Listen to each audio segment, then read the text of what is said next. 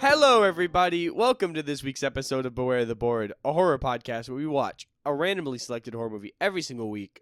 I'm Bob. I'm Ben. Hey, Ben. What's up? Nothing much.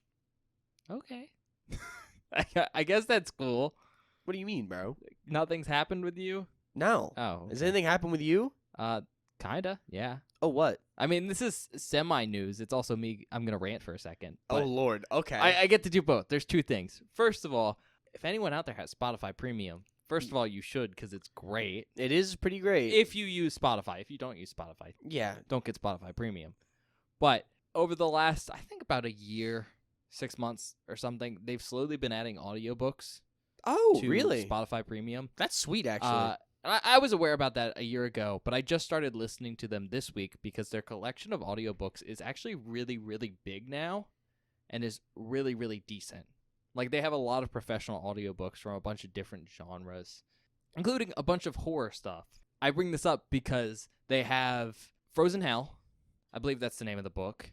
You might know it as Who Goes There. Are you familiar with Who Goes There? Oh, we talked about this last week. Or not last week. When did we talk about that? Whatever time ago. Episode is that came out. We talked about it on my birthday episode. That's why. I was Okay, but thinking about it. you know Who Goes There, what that is, right? Yeah, it's the original book the thing's based on, right? Yeah.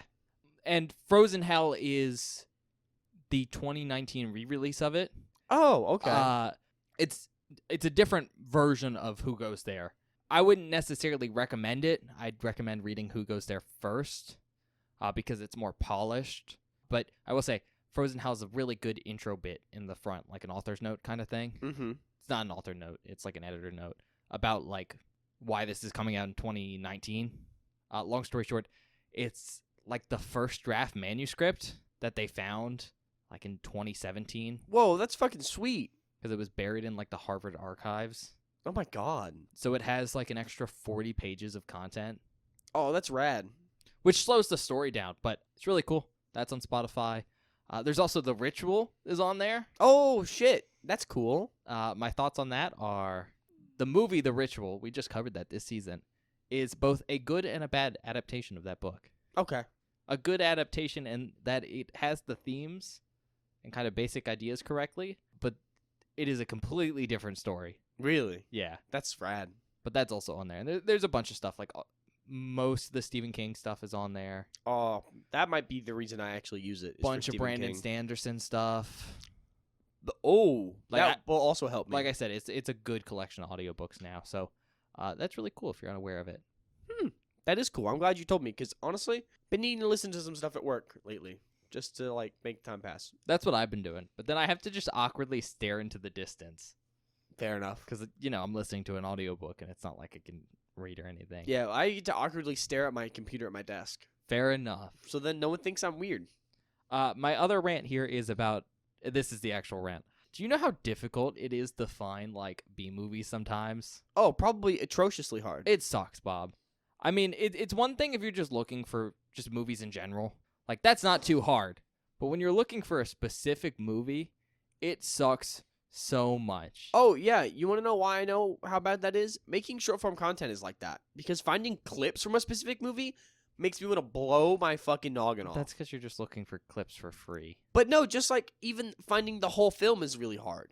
I mean, that's fair, but like, Do you know how long it took me to find those clips for Piranha? Hours. Of just like skulking around the internet trying to find shit. you could have rented it from Amazon. And then done what? Screen recorded it? No, Bob, don't do that. That's illegal. That's what I'm saying, Ben. But yeah, no, it's really hard to find specific stuff because streaming kind of sucks sometimes. Like, it's a really cool thing, but the rights on some of those lesser known pictures, especially from the 80s and going back, are just kind of weird. Yeah. So stuff will be up on a streaming site and then it'll be down, but it'll still be listed as being up. Long story short, I was looking for one specific movie because I heard about it and I was like, that sounds fun. I ended up having to buy the Blu-ray for it because I Okay. couldn't find it on any streaming site. Fantastic. The Blu-ray was from Shout Factory, which is really cool. It was a double feature with another movie that was hard to find, which I could only find in SSD Oh my god. for purchase off like some weird service. So I ended up getting this Blu-ray, but the Blu-ray was also out of print, so it was like a $40 Blu-ray Oh my god. for 2 films, which kind of sucks. Are they for the podcast or just for you? Well, I guess they're going to be for the podcast now because I spent money on it. I need to justify it. But Fair enough. I'm glad the podcast can allow you to justify your horror movie buying problem. I just was like, I want to see this movie because it sounds stupid. Fair enough. I'm curious what it is now. And then I can get a buy one, get one free for 2 stupid films. True. Perfect. True. Yeah, so that's been my week. I'm glad you had a much more productive week than me. I've just been in editing hell. That's been my week, man. That you chose to take onto yourself. Well, yeah, I did. But you know what's crazy, man? I don't even have them all done yet. I still have one to edit for the next week. Is it the second episode of Yep. Is Evil Dead 2? Yep, I haven't done that one yet. You could have just said the name because this is coming out. After that comes out. After that yeah, comes didn't out. think about that. I was trying to be vague, but That episode came out like 3 days ago. yeah. Hopefully. Why do you say Unless it's like bad happens. No, nothing bad happened. Nothing bad happened, hopefully. Okay. Do you have anything else you want to talk about? No, that's it. Okay, I don't have any news. There was nothing cool this week. Nothing cool that piqued my interest this week. For Nothing horror cool stuff. at all There probably was something cool. I probably just didn't see it. And you know what? because you were in editing hell. I was in editing hell. Only occasionally checking my phone to see what is going on Twitter. I mean, there's And been the a lot answer- of news about that Under Paris film. Everyone's really into that. I didn't see a single article about that. Oh, it's a Netflix, I think, shark movie that people were comparing to Jaws. There's okay. I'm sure it's not I'm actually sure that it's not good, that but good. Come on now. a lot of people were grooving on it, so I mean, that's something to bring up. I mean, look, you can make a shark movie. That's fine. But you're not going to make a shark movie as good as Jaws. I'm sorry. Like, I don't know if you can. But what if Amity was Paris? Oh, God. I don't care. How dare you? Yeah, I'm sorry, but, like, I just don't care. All right, well, on that note, I guess we can just start the podcast then if you want. Yeah, podcast part of the podcast. Okay. We finishing up Colts. Yeah, man. Last spot in Colts, and then we can finally move on to remakes. I feel like, and maybe I'm losing my mind, this season has dragged on so hard. Like, I feel like we've been here forever somehow. But it's because we're recording all this extra content, is what it is. Yeah, I was going to say, no, this season's felt pretty smooth for me, except for the last 2 weeks where we recorded multiple episodes. But I'm just struggling to, like, feel like we're making any progress, bro. Even though we've already knocked out a category. Maybe it's because we haven't started on one category at all. Yeah, and it's like I have a whole category left to deal with. It's kind of crazy. I'm going to choose the last spot in Colts because I'm saving remakes for the last 3 spots. What's my last movie, Ben? You sure? Oh, fuck you, bro. How mad am I about to be? Because, like, oh, no, he made a face. I don't think you're going to be mad. Okay. I think you're going to be excited. Okay. Today, we're watching a movie from 2018 called Mandy. This movie's about a... Okay, now I'm really excited. No, wait, really? We're finally going to get to watch it? Yeah. That's fucking sweet. That's so exciting, Ben. I have been waiting to fucking watch this film with you. Description? He's finally here. Okay. Bob's like, I don't understand that. I mean, I do kind of. What do you know about this film? Nicolas Cage is in it, and it's weird. Well, there you go. Yeah, He's yeah, finally yeah. here. Yeah, our Lord and Savior, Nicolas Cage. Yeah, if there's one thing I'm going to describe this film as is it looks like a drug trip. Yeah, Like that's what I've heard. high on shrooms drug trip. So I assume it's probably pretty fun to watch like that. Oh, probably. I wouldn't know, but Don't do drugs, kids. yeah. Length, 2 hours and a minute long. Jesus Christ. It's not rated. Oh, that's actually so cool. IMDb gave it a 6.5 out of 10, tomato meter of 90%, and an audience score of 76%. Wow, that's a low audience score considering the tomato score was 90. So it's a well done movie, but it's really weird. So you're either going to really like it or you're just going to hate it. Okay. You one are of going to those like films. it. Yeah, I was going to say, I'll probably like it. There's no debate here. You're going to come out of this movie very hyped. Oh, that's sweet. Awards, 13 wins, 44 nominations. That is a lot of nominations. Nicolas Cage as Red Miller. He played Castor Troy in Face Off. I've never seen Face Off. Oh, really? Yeah. Oh, it's so funny. Not because it's a good movie, nor is it funny because it's a bad movie. I just know Face Off from the It's Always Sunny in Philadelphia quote where Frank is talking about Face Off. You know what I'm talking about? No. Frank goes on some rant about Face Off. It's a thing. Well, the funny part about that movie is, the main characters are played by Nicolas Cage and John Travolta, right? Okay. Apparently, they did not get along on set. That's so funny. But for most of the movie, they're acting like the other person. So apparently, they were specifically hamming up acting like a shitty version of the other person because they were mad at them. Oh my god. So it's John Travolta trying to act like a ludicrous version of Nick Cage, and then vice versa. That's good. It's pretty good. Andrea Riseborough as Mandy Bloom. She played Laura in Birdman, or The Unexpected Virtue of Ignorance. I've heard Birdman's very good. Didn't it win a bunch of Oscars one year or something? I don't know if it won Oscars, but it, I think, was It well won a received. bunch of awards. Yeah. Linus Roach as Jeremiah Sand. He played Thomas Wayne in Batman Begins. Oh, shit. Okay. I had to think about that for a second. It's a very unexpected change. Yeah. I was looking up the actor list, and I was like, what the fuck? This man was in Batman? That's funny. Bill Duke as Carruthers. He's actually pretty famous for the horror community. He was Mac in Predator. Oh, we haven't seen Predator yet. No, we have not. We've seen Alien. True. That's one half of the equation. True. Then we can watch fucking AVP. Yeah. Richard Brake as the chemist. He was also someone kind of famous for horror, vaguely. I've heard that name before. He was Portman in the good adaptation of Doom, which I hate that I can say that now. True. The one That's from funny. 2005. Yeah. It's not a good movie. No, but it's better than the new Doom film. Yeah. And then Joe Chill in Batman Begins. Okay. Joe Chill, the character who famously shot the Waynes. Also kind of a what the fuck moment for me looking up this list of like, oh. A lot of Batman actors in here for some reason. I mean, 2, but that's a lot. It's weird that it happened twice. Yeah. Ned Dennehy as Brother Swan. He played Charlie Strong from Peaky Blinders. He was on 29 episodes between 2013 and 2022. Olwen Fiere as Mother Marlene. She was Sally Hardesty in Texas Chainsaw Massacre, the 2022 one. Oh, so the God bad one. damn it. Why do you keep doing The that? bad one on Netflix. No, the original one's what? The Texas Chainsaw Massacre? Oh, my God. And the Netflix one is Texas Chainsaw Massacre. I hate that. I think that is the correct difference. I'm very, very upset with movies that do that, where they go the movie and then the remake is just the name of the movie anyway. Because no one calls it the Texas Chainsaw Massacre. No, I mean, I think most people do. Not to be confused with the Texas Chainsaw Massacre 2003. Kill me now. There's the Texas Chainsaw Massacre 1974, the Texas Chainsaw Massacre 2003, and then Texas Chainsaw Massacre from 2022. It's so unnecessary and it sucks. The Give me new titles. The Texas Chainsaw franchise is confusing. That one is confusing, and I'm upset about it. I will say she did a decent job, though, in that film. Oh, okay. Well, that's good. She didn't get a lot of screen time, and her characterization sucked, but the actor herself did a decent job. So I'll give her that. Not a good movie, though. Would not recommend. Let me stress that part. We'll get there. Line Pillett as Sister Lucy. She was Nor Summers from Vermist. She was on 10 episodes in 2016. Clement Barnett as Brother Klopek. He was Fredo in Back to School. Alexis Julmont as Brother Hanker. He was Fred from Black Spot on one episode in 2019. And then Stephen Fraser as Brother Lewis, and he hasn't been in anything else. Okay. Directors Panos Cosmatos. Who? I've never heard of this guy. That's fair.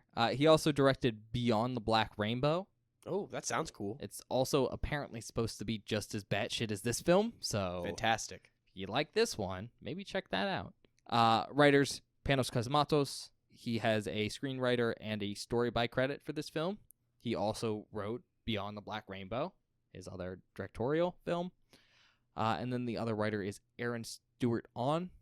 He's worked on, I believe it's all 4 episodes of The Witcher Blood Origin in 2022.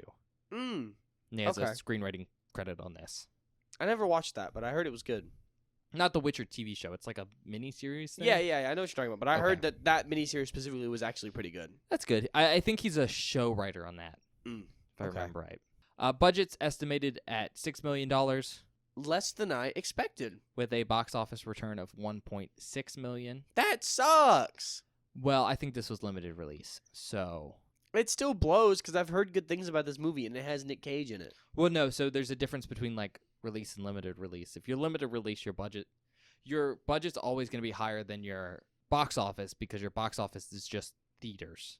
Yeah. Usually, limited release sells through like video on demand, so you usually make your money back that way.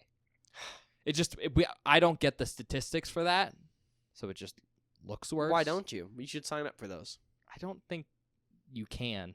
I think if you try hard enough, you could figure it out. Country of origin: United States and Belgium. Oh, that's cool. No tagline that I could Just find. Nothing. Nope. Fun facts here. Elijah Wood is a producer on this film. Oh, that's sweet. And here's kind of a really cool thing. Legion M was a production partner for this film. Are you familiar with Legion M? Absolutely not. I wasn't before doing this research. So here we go. They are apparently a company that allows fans to invest in films and like TV show properties. Because of this, you can go buy a bunch of the merch for this film on their site.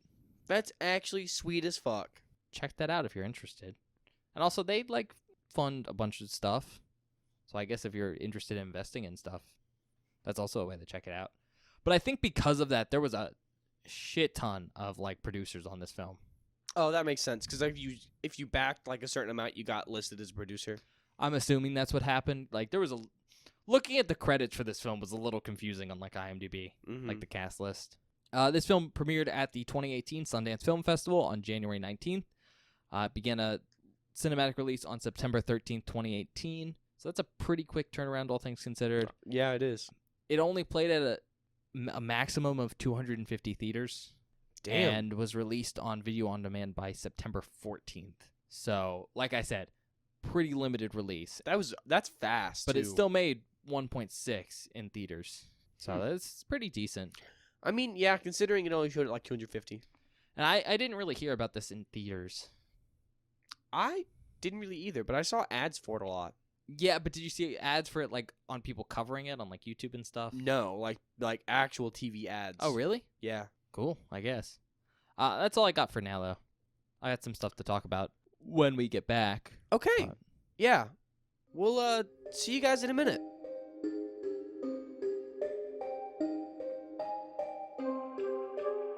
Hi, everybody. Welcome back. We just finished watching Mandy. Yeah. What do you think, Bob?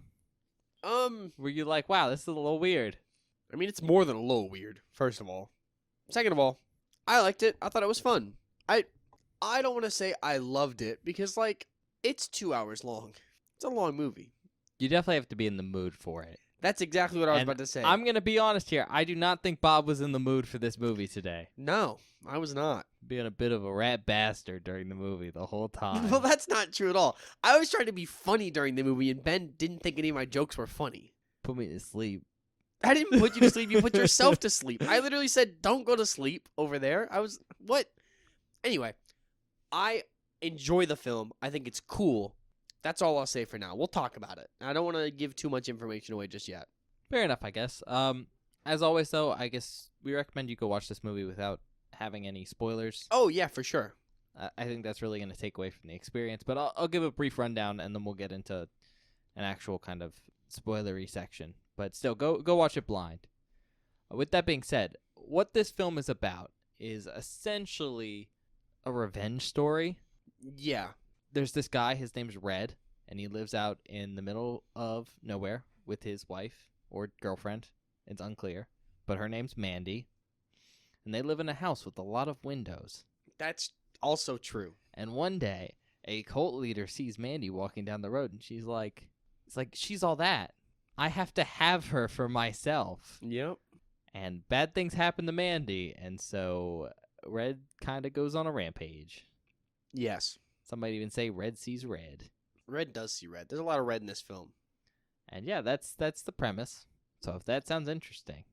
I love how you said that's the premise. That is so loosely the premise. That is exactly what happens in this film, scene for scene. So much other dumb shit happens.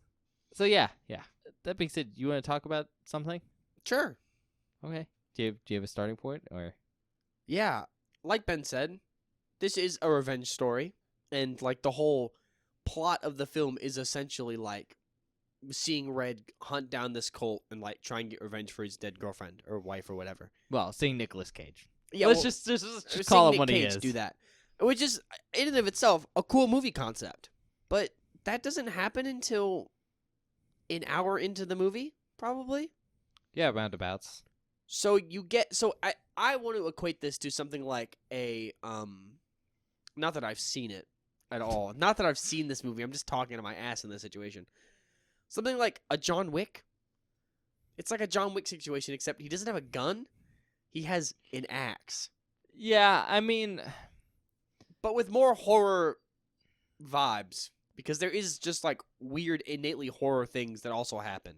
you're not necessarily wrong, but I think what you're trying to get at is a common, I guess some might see it as an issue, but a common like fact about revenge stories is that you need a good amount of time to establish the status quo Mm-hmm. and why the character should go into a rage Yeah. before having the rampage moment, because otherwise it's not impactful.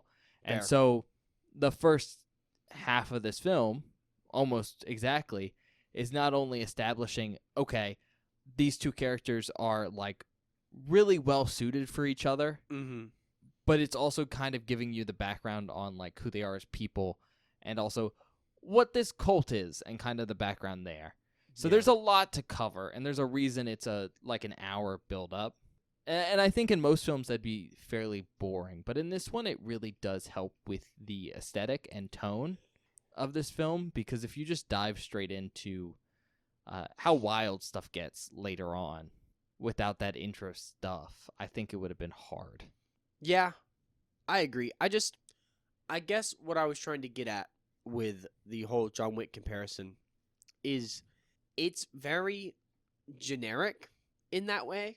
Like, it's just like, oh, bad thing happens to family member, man hunts down family. Like, it feels, I personally feel like there could be something more going on if we really wanted it to happen. You know what I mean?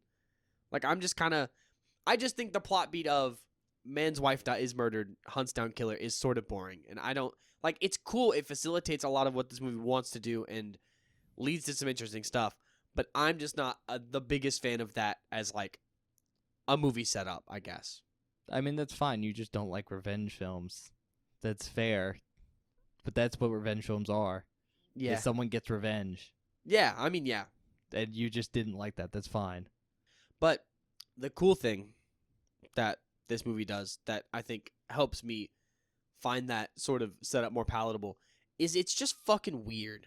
Like, the strange parts of this film make it more interesting. Like, they add so much because it's like, you know, there are movies where it's like it's weird for weird's sake. Like, I would say Tetsuo is an example of a movie that I thought was weird for weirdness sake. Like, I don't know how much the weirdness actually adds to the film, but in this, it adds a lot because they explain it away, but, and I don't know how much we want to talk about that aspect of it because I don't know how spoilery we want to get, but I just, the strange elements help a lot here.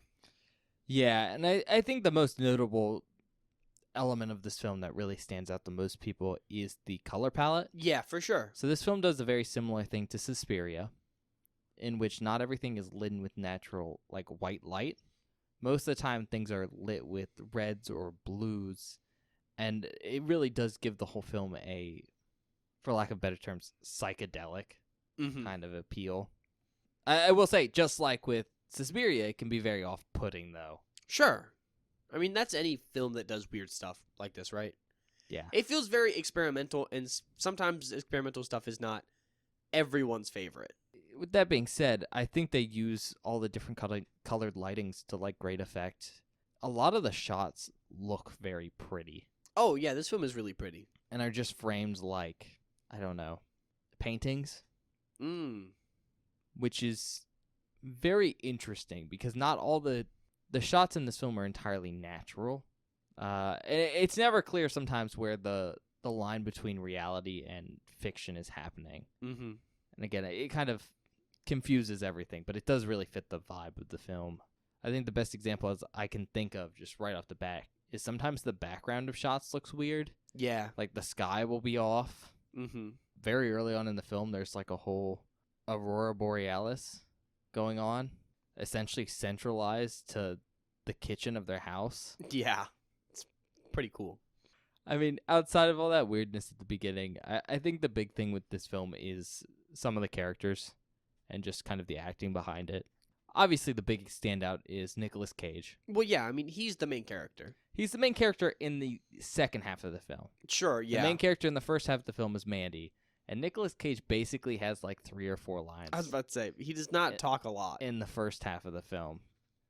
He talks a little bit more in the second half, but this is very much a script that knows Nicolas Cage's acting style and leans into it to, I think, very great effect, which is always super cool to see because, scripts that work with their actors are great, but there's a couple sequences where Red, his character, is in, like, shock after his wife is murdered. I'm just going to call her his wife. I don't know. I don't know. But after Mandy's murdered, and he just starts screaming for no reason. Well, for a reason, but, screaming. And it's definitely a sequence where it's like, I don't know if anyone could pull this off with the same energy. Yeah. Besides Nicolas Cage, because you have to have a certain insanity to you. It has to feel unhinged in the right amount, or it just doesn't work. And he pulls it off really well. No, it really does work. Mandy, I think, does a pretty good job of being kind of a weird and ephemeral character. Mm-hmm. That is the perfect way to describe her. I couldn't think of the word, but yeah. And I mean, to be honest, I think most of the weirdness of the first half of the film is designed to reflect her personality in the same way a lot of the violence and harshness of the second half is designed to reflect Red. Mm-hmm. That makes sense too. And then I think the last kind of cool characters to mention are some of the cult guys. There's Jeremiah, who does a great job of selling insane cult leader who believes his own bullshit. Oh, yeah. And is just super scummy. We don't get too much from each of the individual members, but they're all pretty decent. Yeah. I mean, they're all characterized well enough that they feel unique and real and don't feel just sort of generic. Then there's a satanic biker gang. Yeah, they are like... Who are really cool because... They are really sweet. You got what they were a reference to, right? Hellraiser, right? Yeah, Cenobites from Hellraiser. Which I think is a great transition into the fact that this film has a good amount of references. It does have a good amount of horror references. Red and Mandy live in a cabin. Yep. On Crystal Lake. Yep. Which is great. Jeremiah at one point talks about how he loves the Carpenters. Yep. Which is, by the way, his own band. No. The Carpenters are a band. The Carpenters... Oh, didn't he say that this album was from the Carpenters? No, he says, do you like the Carpenters? I think this is better. This is my music. Oh, I thought he was... And then he has a song where he sings his own name and talks about how perfect he is. Yeah. I thought he was saying that was from the Carpenters. I was like, that's funny. No. There's a lot of jokes like that splattered throughout, and I think they're all pretty fun. Splattered throughout? Yeah. Nice. Good one, Ben. With that being said, I think really once you get into this movie, the main appeal is the horror elements. Yeah. I mean... I say horror elements. The fun, gory aspect of this film, which is Nick Cage going on a rampage and killing people and just being cool. Yeah, and that makes up for... I don't want to bitch about a long movie because, like, I know I enjoy long films normally, and I don't know if I'm in a weird mood today or what, but, like, the first hour, it's not that it was boring. I wasn't that into it. Let me put it this way. And then it flips, and then the back half, I'm like, oh, this is pretty sweet. Oh, no, the back half is hard to not like. Yeah. Because Nick Cage has a very, very cool axe thing. Oh, yeah, it's so sweet. It's called The Beast. It has a name. That's cool. Remember how I said they have a merch shop? Oh, my God, you can buy one? You can buy a life-size replica of it. That's on actually the shop. Rad. And then there's also, he has this really cool crossbow, which has the gun stock off like a rifle. And then modded to a standard crossbow. Just goes crazy with that. Yeah, no, it's super cool. I love that there's some like lore stuff that they don't really explain because it doesn't need to be explained. It's just sort of background information. When he goes to get the crossbow and to get the axe, there's some implication that he is a murderer. Oh no, I think it's heavily leaned into that he was probably like a mercenary at one Yeah, point. like he like used to work for the military or something and has like a bunch of training. I and is, don't know like- if he worked for the military, but he worked for somebody. yeah, And he killed some he- people. it's definitely implied that Nicolas Cage's character killed people, but then he met he met wife, Mandy and he yeah. gave it all up. So he gave all his stuff to his friend. Yeah, and when he goes and picks it up, because it's like they don't elaborate on it at all, and it just happens, and you have to go. Well, I guess we're here now. And that's how a lot of the storytelling works in this film. And it again, it fits with that weirdness that the film is going with aesthetically, but it can be a little confusing. It can be a little confusing, but I don't know if I found it all that confusing. I actually kind of really like it because it makes it to where like I don't have to care about this like lore background shit. Like I don't have to care about that if I don't want to. So I just get to enjoy this weird, colorful mess that's happening on screen, and that's pretty sweet. Yeah, it's very much a film where there's a lot there to unpack if you want to. Mm-hmm. Heck, they make a very thinly veiled allusion to Red being a tiger, Yep. like a wild animal on multiple occasions. And the scene happens, and Bob went, "Why the fuck was there a tiger?" Yeah. Didn't And catch so that. like there's a lot of small stuff you can let it pass over you and just enjoy what the film is, like Mhm. literally. But it is nice to see a lot of background stuff padded in there as well. No, yeah, it's cool. This is, however, and I think it's the biggest takeaway about this film, very much a film where you're either going to hate it or you love it. And Yeah. especially if you're in the group of people who love this film, you do have to be in the mood for it. I think that's kind of the big thing with it because it's just Mhm. so stylized and weird. Yeah. Like I don't think I would ever sit down and just watch this movie, but if I was in the right headspace, I could sit down and watch it again. Cuz it first of all, it's so long.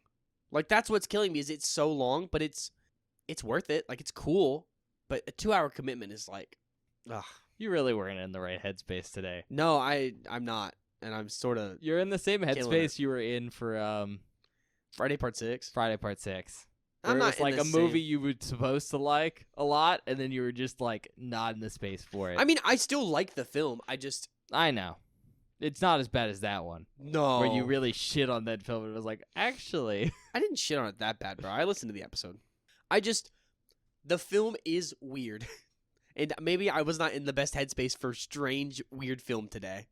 That is completely fair. And I think that's a good demonstration of kind of the negatives of having a film be this out there. Mm-hmm. I mean, I think it's part of why the film has those weird ratings when we looked at IMDb where Yeah, like well, it was like 90% on Tomato Meter. critics loved it, and I can see why. I get why a critic would love this film. But the average audience kind of looked at it and was like, okay, probably split on I hate this or I love it. See, I'm in the boat of like, I like the movie, but it's so weird and out there that I'm like, it just ends up being okay. Like, but I like it. I'm in such a weird spot with this one. It's all really cool, but because I don't want to sit there and unpack all the little things, I'm not appreciating it as much as I should be able to. So I'm coming out of it with like, it's fine. You're also not the intended audience on some form of True. drug. Ben said it before we started the movie. He was like, man, if you want to do psychedelics and watch a movie, this one.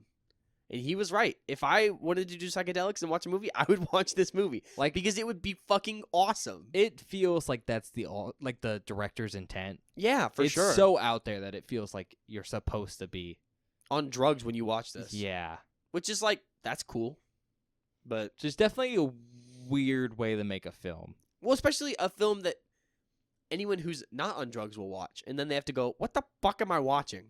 Because it's like, it's... There's just so many weird color things and transitions Yeah. and just things that are specifically made to unnerve you in subtle ways. I mean, at one scene, Jeremiah gives a monologue and there's a close up on his face. And they subtly overlay Mandy's face onto Jeremiah's Mm-hmm. and then undo that, and they do it repeatedly. It's weird. It's cool. I actually really like that scene a lot because I think it's scary. And there's a ton of like really artsy stuff like that. Yeah. No, it's very much one of those like, it's a weird art house film where the back half is a Nicolas Cage Rampage movie. which is pretty cool. I won't lie.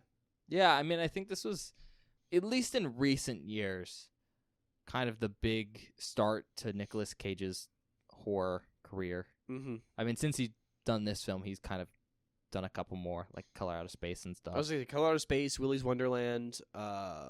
There's that new one that's coming out soon that I don't remember what it's called. Wasn't there that one, what, Pig or Hog? Yes, there's that one. Renfield. Renfield, I forgot about Renfield. He's been doing a lot of stuff lately, and it's all apparently pretty good. And I mean, I think it's because this film went ahead and proved that he could pull stuff off if you get him in the right roles for horror. Yeah. I mean, he's a very specialized actor, right? And if you give him the roles that you need to, he can really perform. But if you give him roles that maybe don't suit him the best, it can get weird. Yep. Not weird in a good way. Not weird in a good way. Like this movie. Any other points? Well, I mean, we haven't talked about it, but, you know, we've talked about the visuals. They do some animated stuff throughout the film, and that shit looks really good. Yeah, they are intended as, like, Red's dream sequences. Mm-hmm. And they are supposed to be, I think, reminiscent of the artwork Mandy does at the beginning of the film. Yep, when she's drawing in her notebook. And again, they're all supposed to be kind of representations of what's going on in his head. I think the first one we see is his wife rotting, which is kind of him obsessing over her dying. But a later one is, like, right after they do the analogy of the tiger being freed. Mm-hmm. We get to see Mandy standing over a tiger with a hole in its side. Sometimes media will try and combine drawn elements with real life elements, and it will not mesh really well, and it won't look good. This movie does a really good job at taking sequences that are really weird and surreal, and then transitioning them into animated stuff. So it's not as jarring as some other films. Yeah, I mean, I think that's because this film, at least visually, doesn't feel like it has any rules to follow. True. Which is why they could get away with throwing an animation like an hour and 20 minutes into a 2-hour film. Mm-hmm. Multiple animations. Yeah. It's ridiculous. In a good way, though. Like, I like that stuff, like, breaking it up. Because while a lot of the visuals in this film are over the top and crazy, they're sort of meant to represent Red's sort of psychotic break after the death of his wife, right? Like, that's sort of the point of all of these weird things going on and the weird things we're seeing. But making something that is completely and totally separate from the reality that we get, that Red sees and that we see, breaks it up and makes it feel more real, because there's an element of, like, is Red really seeing this, or is this just a manifestation of what we're supposed to think he's seeing, right? Which makes it weird for us too, which is cool, because it's, you know, a movie about something. We haven't mentioned it yet, so I don't want to say it, but it's crazy. Fair enough. And then I think last thing to mention really quick, if you ever wondered where the Nicolas Cage meme comes from, Oh yeah, that's in this movie where he's bloody and just smiling at the camera. Yeah, it's seen in this movie. That's this one. End of the movie. Yeah, we even talked about blood and guts and gore practical stuff. Practical effects in the movie look really good. Maybe it's because of, like, in a lot of the scenes there's just, like, fog and red light everywhere, so it's kind of hard to see really well what's going on. But what we do get to see looks pretty sweet. I don't really have any issues with any of the blood or practical effects. I think it all looks pretty good. Yeah, there's not a lot of it because the rampage is until the very end. But when it's there, it's there. But there isn't a lot of it, but what we do get is intense. You know what I mean? So it's pretty sweet. Like, it was cool. It was cooler than I thought. Yeah, I mean, I think it's just well executed. Yeah, I mean, that's really the point. I would say there's a couple pretty creative kills in this. And they have good fake heads. And they have good fake heads. Like, they do have good great fake heads. And good fire stunts. Oh, yeah, we haven't talked about the fire stunts. The fire stunts in this movie are good, too. And good car action stuff. It does sort of turn into an action horror movie at the end with the whole Nick Cage Rampage stuff, but it's well executed, so it's fun. It's a nice breakup from the strange beginning of this movie. I mean, I think that's been your takeaway the whole time. It's like, this movie's weird, but it's done well. That's exactly how I feel. Like, I like it. It's well executed and well done, but it's weird. And it definitely shouldn't have been able to be pulled off, but because it's executed so well, it Not works. at all. All right. Do you just want to go to recommendations? Sure. Okay. I feel like Nick Cage. Man, he's good in this movie. I like that guy. Very good performance from him. While he doesn't say a lot of what you get to see is visual. You know, a lot of what makes him work in this movie is just his facial expressions and his reactions to stuff. Like, that scene in the car is so funny, but if you're actually watching the movie, you go, oh my god, he is not okay. Someone please help him. He's lost his fucking marbles. But it's really good. So if you like Nick Cage, if you want a weird movie, this is a weird movie. And it's, like, weird in a fun way. I don't know how much I would compare it to Suspiria, but it does do a lot of the same color stuff, which I like. I'm a fan of that kind of It's thing. like Suspiria, but with an actual plot. Suspiria has plot, you hoe. I like that movie. Anyway, I think those are my only 2 recommendations, honestly. Okay. If you like Nicolas Cage, I think he does a very good job with this film. It's a lot of visual storytelling rather than like traditional acting, but I think he does a really good job bringing out his character's psychotic aspects in a way that seems very believable. If you're into kind of more artistic, wild visuals in your films, this really nails that box. If you like some cool fight scenes and stuff, Oh, the fight scenes in this are good. they're well choreographed, they feel impactful, and you get some cool like weapons and stuff. But I think my biggest recommendation here is if you just like some funny memes in your movie, there's some great ones. I mean, obviously, Bob mentioned the car, Yeah. but my favorite thing in this entire movie, and the reason I'm going to recommend it to every single person that listens to this podcast, is Cheddar Goblin. Oh my god, not the Cheddar Goblin. Just halfway through this film, out of nowhere, Nicolas Cage has been brutalized, and he watches a commercial for Cheddar Goblin. And that commercial is great. It's a little goblin that sells mac and cheese. And seeing as his only response to it is Cheddar Goblin makes it better. yeah. It's a great commercial. You can go watch the full thing on YouTube. Yeah, So if you don't want to watch the whole movie, you can go watch Cheddar Goblin there. you love it so much that I have seen it before I watched this film. You literally showed it to me like immediately. Yeah, it's great. That's made by someone else. Oh, really? Yeah, like he worked on this film. Casper Kelly is the one apparently for responsible for writing that segment of the film. I assume he also directed that segment. That's cool. Are you familiar with him at all? No, I don't know who that is. So he tends to do a little bit of work for some other broadcasting services. Okay. Very specifically, a small little channel called Adult Swim. Oh, that makes sense. Oh, that makes so much sense. That's so Adult Swim, like, interim ad bullshit that they Yep. always do. Oh my god. You're really nailing it home right there. Yeah, Kelly's done a lot of work for Adult Swim. Among other things, he's the co-creator of Your Pretty Face is Going to Hell. I don't know what that is. And he also wrote and directed a very famous short called Too Many Cooks. Oh, I've never seen Too Many Cooks, So, but we've talked about it before. yeah. We might watch that after this. You said that last time, and then we didn't. Yeah, but it's now podcast relevant. Sure. That being said, do you want to rate it? Yeah. Like I said, I like the movie. It's weird, but it's well made. I don't really know how I feel about it, personally. I'm in just a really strange place at the moment. Like, I really don't know. I mean, I don't think it's for everyone, but I also don't think it's for everyone. if you're the target audience, I think it works really well. Yeah, that's my point. It's like, it's just such a hyper-specific film for a hyper-specific group of people. So, if you don't fall into that group, I wouldn't watch it. And I don't know if I fall into that group. I feel like I'm partway there, but I'm not completely. So I'm just in a weird spot of like, there were quite a few elements that I really liked. Like the color stuff, all the gore, all the fun Nick Cage stuff, all the weird shit at the beginning that made Mandy feel less like a person and more like The spirit. a spirit or like sort of unearthly is the word I'll use. That's probably the best description of her.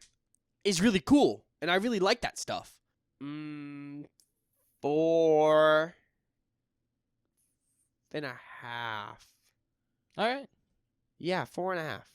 Yes, because I'm taking off the half point mostly because it's not for everybody. And if you don't like it, you're not gonna like. If you're not into this style of film, you're just not gonna like it.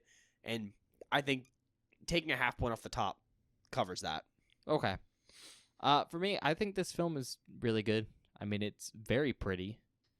It's well executed, shot well, stuff like that. Good soundtrack. They get good actors and really pull the most out of them. But like Bob said, it's not for everyone, and I think you not only have to be in the target audience for this film, but have to be in the right headspace to really enjoy it. Like Bob says, he doesn't think he's entirely in the right audience. I think he is. He needed to be in the right headspace. And watching this for the podcast at like 2 p.m, not necessarily that Not headspace. the right headspace. And I think because of how specific the requirements for, I don't know, not necessarily appreciation, but for target audience are, I'm going to give it a 4.5 as well. I think it's really good, but that can make it a little bit difficult for this film to appeal to some people. Even if you think you're the type to like it. For the audience, you're not going to realize this. When I did this earlier, and because you were talking about stuff and you paused, I was talking about the, spoiler, knife dick guy. You were mentioning types of weapons and stuff, and I was like, wow, guy with the knife dick. Yeah, someone has a knife dick. I had to bring it up. I wanted to mention it on the episode so bad because it's so funny. Not the first time I've seen that in a movie. I'm trying to think if I was Probably there. won't be the last. No, it's not. No. We The only thing haven't covered that movie. I was thinking of Drill Cock from Tetsuo. Oh, we did see that. No, this Yeah. is a very serious movie. A serious movie about a man with a knife penis? Well, it's not about a man with a knife penis. He just happens to to be be a man with a knife Yeah. penis in the film? Okay. He also uses it to, Oh, no. I'll describe it as sex someone to death, Sex which I assume someone is to what death. happened in this film. There's implications. Oh, it's more than implied. It definitely did happen. All right. On that note, though, we're going to go to the outtakes, and then we'll be right back. Yeah, we'll see you guys in a minute.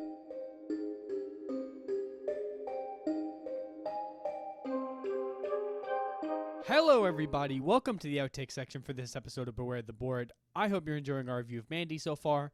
I like this film. I think it's super duper weird, but also very, very fun. But without further ado, let's get into the outtakes. This first clip is a prime example of why patience is a virtue. Also, I think this is set during the Reagan administration. That's what I was about to say. Are we in the Reagan era? It's never like explicitly confirmed, but like it does feel like it's set in the 70s, 80s kind of, so. I mean, yeah, we haven't seen anything too crazy. Also, there's title cards in this because it's broken up into segments. 1983 AD. Yeah, it's in 1983. There you go, bud. It's never explicitly said. It shows the year on screen. You're so good at this, Ben. It's been a while since I watched this movie. Get fucked, idiot. This next clip is me making an astounding realization early on in the film. Wait, this is a horror movie? Yeah. Sorry, it just crossed my noggin that we're watching a horror movie right now. What did you think it was? Like an art house film? That's what it feels like. Have you seen what? Look at that. What is this, an art house film? Most beautiful picture of a man in a boat I've ever seen in my life. This next clip is me making another realization during the film. That's good. I'm glad you're not afraid. That means nothing bad's gonna happen, right? Oh, Lord. Oh, it's just a truck, What's bro. that? Just a truck? This Ah, isn't that fucking movie with the car, is it? Christine? Yeah. No. This is Mandy. Different woman name. A cult film. A cult film? What do you mean? Oh, this is in the cult category, isn't it? Wait a minute, huh? This next clip is our reaction to seeing the Black Skulls for the very first time. Yep. They do. That guy's. How many knives are sticking out of that guy? And then the fucking freaky ass mask. That was her face. That was her face? Yeah. Are you serious? Yeah.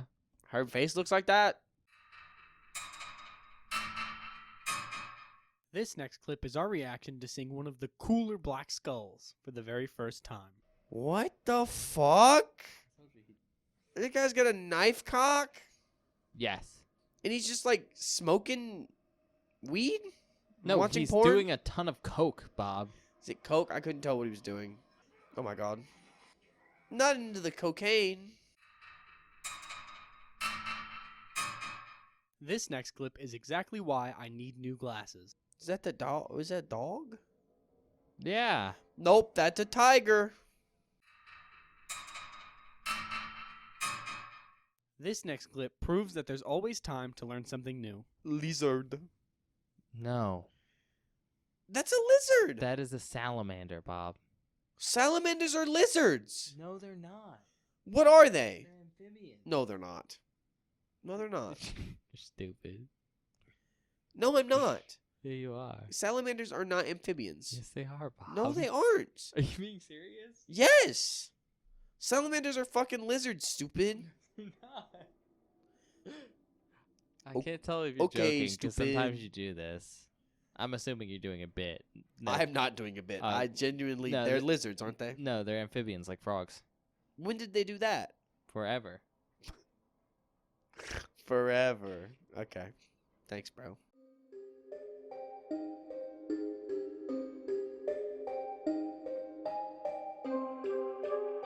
Hi, everybody. Welcome back. I hope you enjoyed the outtakes.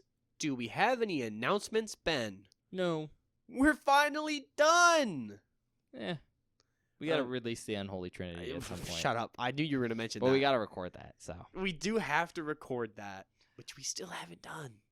Aside from that, usual spiel. Check us out wherever you get podcasts, Spotify, Apple Podcasts, wherever. If you're checking us out on any of those podcast-specific sites, please leave us a quick review or a rating. That really helps us out getting recommended to other people. You could also maybe recommend the podcast to a friend. That'd be nice. Bob would appreciate you. I would appreciate that. Thank you. Otherwise, we're also on YouTube, which, while not the best for audio-only content, is a pretty nice place for us to gauge user involvement.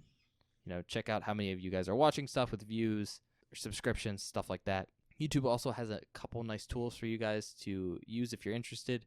There's a search button which lets you search all our videos for key terms such as movie titles, so you can see if we've covered a specific movie. Or there's a bell button which lets you get notified whenever we post something new in case we post something out of our normal upload schedule, like kind of last week when we uploaded 4 episodes. With that being said, the big thing for YouTube is it's one of the 2 major places to communicate with us at. You can do that in the comment section of a specific video if you want to comment about something in that episode.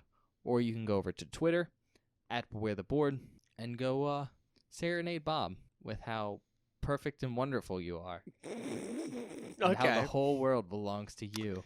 Okay. That's pretty funny. I didn't know where you were going to go with this one, but that was a good one. You could have gotten real strange real fast, but you stopped yourself, and I'm glad. Did you know that Cheddar Goblin has 60% more cheese than the other brands? I did know that because the commercial told us. Like Ben said, check us out on Twitter, @BewareTheBoard. It's where we post updates about the show, information about the show. Basically, if there's anything you want to know about the show, it goes on our Twitter. On Mondays, I post a spoiler post for that week's worth of episodes, which is a hidden movie cover you can reveal. So you can watch the film before we do. So whenever you listen to the episodes, you don't get any spoilers. We're being vague about stuff. You know what we're talking about. Then on Fridays or whatever other day an episode goes live, I always post a link to the episode. So if you've ever missed an upload or want to know something up, there's always a link on our Twitter. Last thing, we make short form content for the show, sometimes, over at BewareTheBoard on TikTok and on YouTube Shorts. Sometimes. Look, bro, you just said it. We put out 4 episodes last week. I've not had time. But that's not short form, is it? I wish it was short form. It'd be fucking quicker to edit. Goddamn. Anyway. Yeah, if you like short form content and like the show, check us out at BewareTheBoard on TikTok and on YouTube Shorts. Benjamin, I think we're done. All right, well, we'll see you guys next time. Yeah, we'll see you guys next time.